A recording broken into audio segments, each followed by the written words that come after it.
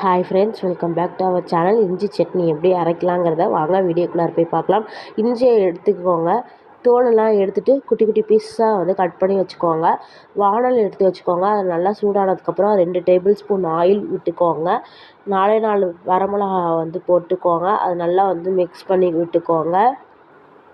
1 table spoon உளுந்தம்பருப்பு add பண்ணிக்கோங்க. நல்லா மிக்ஸ் பண்ணிக்கோங்க. கலர் சேஞ்ச் ஆகிற வரையும் இருக்கட்டும்.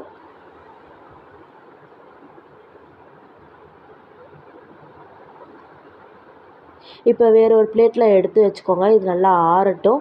இஞ்சியை எடுத்துக்கோங்க. அது நல்லா மிக்ஸ் பண்ணி விட்டுக்கோங்க.